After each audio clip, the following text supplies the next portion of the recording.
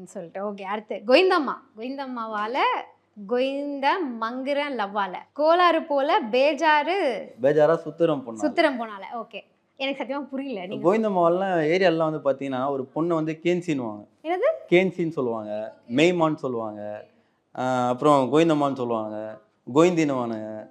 அவன் ஒரு வார்த்தை வச்சுப்பான், நிறைய இருக்கு இன்னும். அது எல்லாமே வந்து ஆமாம், ஒரு பொண்ணு இப்போ நம்ம ஃப்ரெண்டு ஒரு பொண்ணு ஒரு சார் பண்ணுறான்னு வச்சிங்களேன், லவ் பண்ணுறான்னு வச்சிங்களேன், என்ன மச்சான் அவன் கோயிந்தி எங்கே இருக்குது, எடி இது கோவிந்தம்மா அந்தமாரி சும்மா இப்போ ஒரு உன் கேன்சி எங்கே பார்த்தியா, உன் ஃபிகரை பார்த்தியான்றோம். அந்தமாரி தான் கோவிந்தம்மானா வந்து நம்மளுக்கு ரொம்ப பிடிச்ச ஒரு பொண்ணு அப்படி சொல்லலான்னு வச்சிங்களேன்.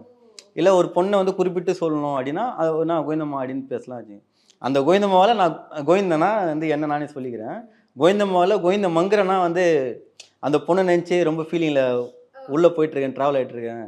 அதை மங்குறேன் லவ்வால் ஃபுல் லவ் ஃபீலை கொடுத்துட்டா அப்படின்ற மாதிரி. ஓகே, இது வந்து கண்டிப்பாக நீங்கள் சொல்லி ஆகணும். சத்தியமாக எனக்கு தெரியல. ஜலபூல ஜங்கு, ஏ டமடும டங்கு, தக் லைஃப் கிங்கு, டான் செட்டிங்கு, இது என்ன சார்? ஓப்பனிங் ஃபுல்லாக சவுண்ட்ஸ் ஏன்னா ஜலபுல ஜங்குனா அந்த கவுண்டமணி செந்தில் காமெடியில் வரும், ஜலபுல ஜங்க் சொல்லுவாங்க, கப்ளிங் சொல்லுவாங்க, அதுலேருந்து எடுத்தது தான் அது ஜலபுல ஜங்கு.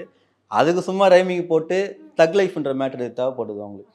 தக் லைஃப்ல கிங் அப்படின்னு டான் அப்படின்ற மேட்ரு தேவைப்படுறதால அது எப்படின்னா மேட்ச் பண்ணணும்னு சொல்லிட்டு அந்த ரைமிங் வார்த்தை அப்போ அந்த ஜலபுல ஜங்கு டமடும சும்மா சவுண்ட் வேர்ட்ஸ். Okay okay.